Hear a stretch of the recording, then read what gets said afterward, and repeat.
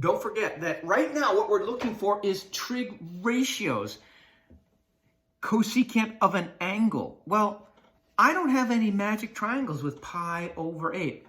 So I know that I can't do this in my head. I have to go to a calculator. So many calculators don't have a cosecant key. If you're using a TI Inspire, which I encourage you to get, then you do have a cosecant key.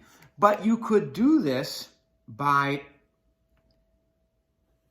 doing 1 over the sine of pi over 8 because they are reciprocals. Cosecant is equal to 1 over the sine. And when you plug this in your calculator, notice my angle is pi over 8 radians. Now, I know radians are unitless, so I'll put them in parentheses. So I have to go to my settings and make sure my calculator is set to radian. The angle will ask you, do you want degrees or radians? So you make sure your calculator is in radians.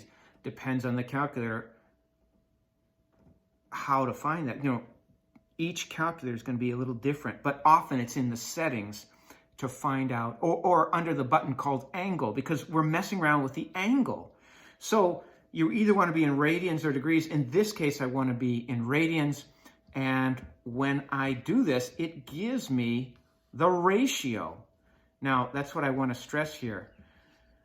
Cosecant of an angle is a ratio. You can do this directly if you have a cosecant button, as long as your calculator is in radians, or 1 over sine would do the same. Now, if I gave you secant of some angle, that of course is going to be 1 over cosine of the angle. If I gave you cotangent of some angle, that would be 1 over tangent of that same angle to find the correct ratio. And if you're using a smaller calculator, you've got to let it know by putting parentheses here as well that this is my denominator. So if you're using a smaller calculator, be liberal with your use of parentheses if you want the correct answer. If you were given sine 2 pi over 3, I know we could find that without using a calculator because I know right away if I have 3 in the denominator of my angle, I have a reference angle of pi over 3.